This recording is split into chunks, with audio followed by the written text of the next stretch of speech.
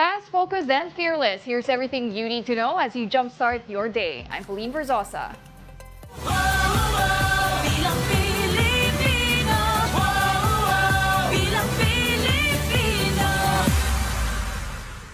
Former President Rodrigo Duterte has announced his plan to run as Davao City Mayor in next year's local elections. His running mate is his son, Mayor Baste Duterte. Now, Duterte said his decision is based on the clamor of the Davaoeños. Yan ang gusto. Is it a public clamor? Yes. Among sa media? Yes, Mayor. Is the media's sentiment now reflect the Yes, of course. community Yes, of course. gusto ng tao ibig sabihin? Yes. Yes. Sige, magkano tayo? Mayor Baste and What will happen to Mayor Baste? He should be the vice mayor. Prior to this, Vice President Sara Duterte claimed that her father and her two brothers will be gunning for a senatorial position. The former president's party, Partido Demokratiko Pilipino, or PDP, was also convincing him to run for senator. However, Duterte said he is too old to carry a national campaign. You think that I can carry a national campaign at my age? Or you want me to die? Magkukulaps lang ako niyan eh. Well, anyway guys, I think that at my age, 73, mukhang hindi ko na kaya. Let us be realistic about it. All over 20,000 individuals have filed their certificate of candidacy for next year's midterm elections. 78 of them have filed their candidacy for senator, while 87 party lists are vying for a congressional seat. The COMELEC said the filing of COC has been generally peaceful for the past 6 days. The filing of COC in the national and local level is until tomorrow, October 8. Congressman Luis Campos, husband of incumbent Mayor Binay, has filed his certificate of candidacy for mayor last Saturday. Ibig sabihin, pamilya Binay ang magtatapat sa Makati. Mobile Journal Yeda Pascual has that story. It's just politics, nothing personal. But in Makati, that might not be the case, as the Binay family is set to face off in a high-stakes battle in the 2025 mayoral race. Senator Nancy Binay filed her certificate of candidacy on October 1, while her sister's husband, Congressman Luis Campos, filed his on October 5. Nancy's father, former Vice President Jejo Binay, has given his blessings for her to run for mayor. But family tensions are high. When asked if she had spoken to her sister, incumbent Mayor Binay, before filing her candidacy, Senator Nancy became emotional.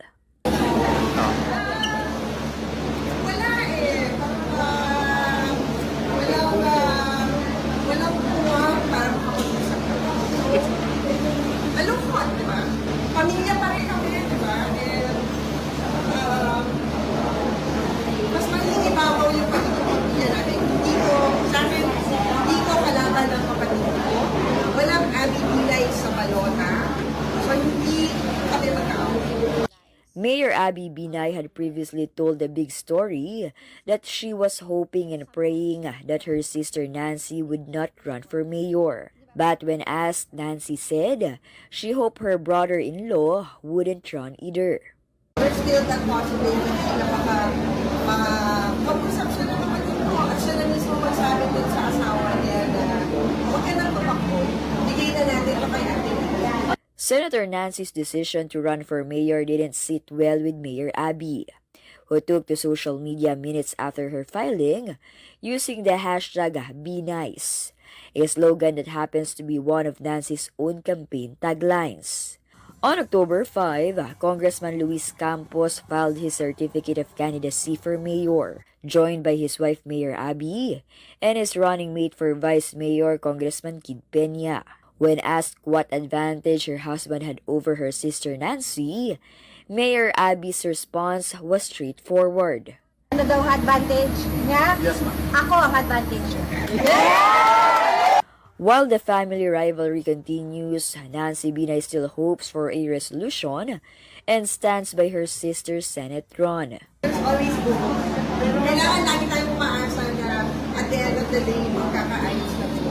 If na kapatid kami, hindi ko naman very qualified siya senator. So, ako ay susuporta bilang candidate. But Mayor Abby has her doubts about her sister's support. She referenced the 2019 elections when she ran against her brother Junjun Binay. Parang may kondisyon ata yun. Susuportahan nila ako kung makakonvince ko yung asawa na hindi tumakbo. So, siguro kailangan natin ng konting flashback dahil noong 2019 hindi naman talaga niya ako sinuportahan. I think she does not believe in the kind of governance nor the kind of service that I have been giving to the Makati Zen. So that's the reason why it's ironic that now she is of the position that she would want to support.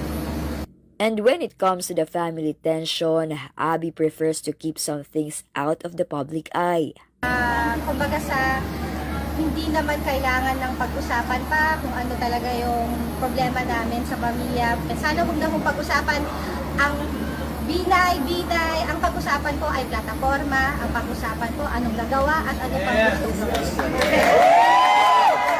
In the end, who has the edge in the mayoral race in Makati?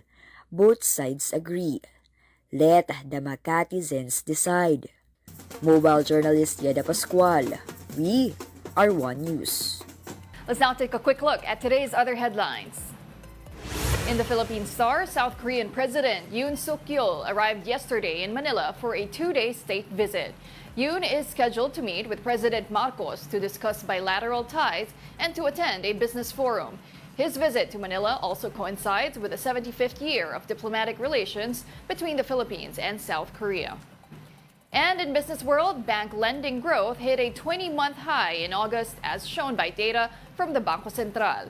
Outstanding loans of universal and commercial banks rose by 10.7% year-on-year to 12.25 trillion pesos in August. This was also the fastest growth rate since the 13.7% logged in December 2022.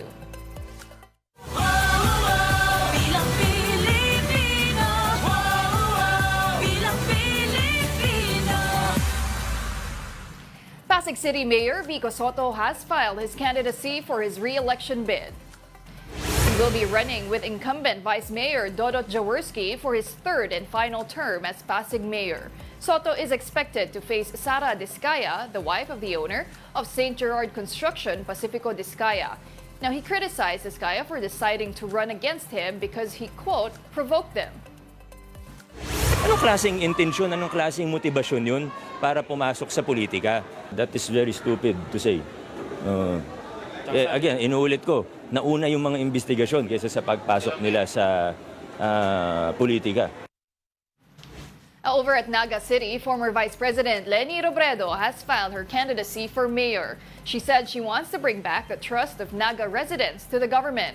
Robredo also rejected rumors that she will be running again as president in the 2028 elections.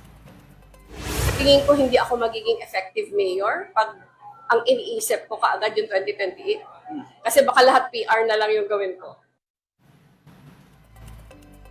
Former Senator Antonio Trillanes IV expressed optimism about winning the upcoming mayoral election in Caloocan.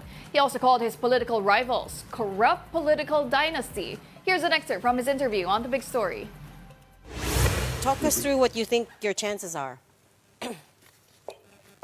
Based on our consultations around Caloocan, I think we have better than good chances of dismantling this corrupt political dynasty who has been in power in Caloocan for 12 years now. Okay, Senator Trillanes, actually, both my parents are from Caloocan and they still hold offices there. Yes. So I spent quite a lot of time there. As far as I can recall, no, Panaya, same names. It's the usual dynasties, they kind of just revolve. Diba? Paulit-ulit, nag-ikot-ikot lang sila. What do you think you can bring to the table? Plano po natin i-implement sa Caloocan, ganun po, no? It may sound general for our viewers, pero it starts po with eradicating corruption.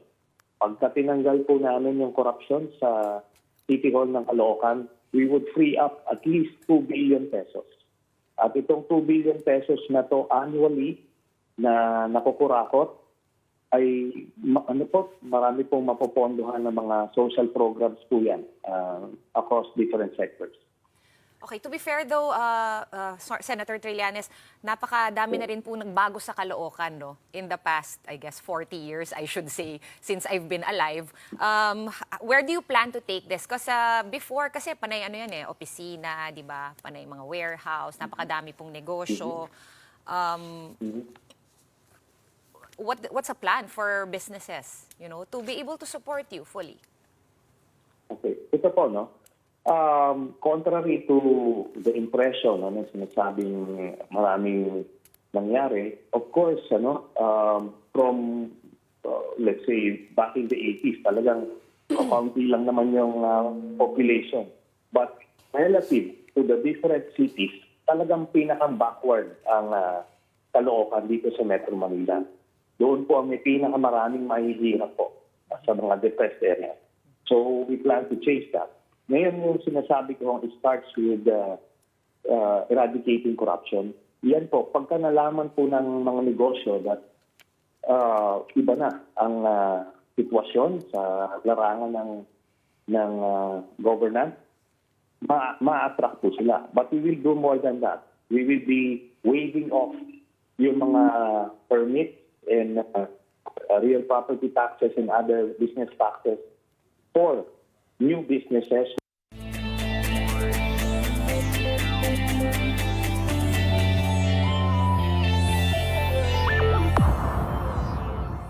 And now in sports, the DLSU Green Archers handed the UP Fighting Maroons its first loss to end the first round of UAAP men's basketball. The UP entered the match with a perfect record, but this did not intimidate LaSalle. Rating UAAP MVP Kevin Kiambao and Joshua David led the team's charge with 20 points and 14 points respectively. In the final minutes of the game, the two even drilled a pair of triples to secure their win. Final score here, 68-56.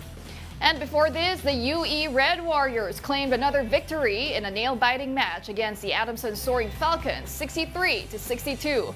Welo Lingolingo's buzzer-beater shot sealed the Recto School's win. Precious Momoe led UE with 14 points, 11 rebounds, 3 steals, an assist, and a block. And those are the top stories of the hour. Join us later at 9 a.m. as we continue to monitor the day's biggest stories. I'm Pauline Verzosa. We are One News.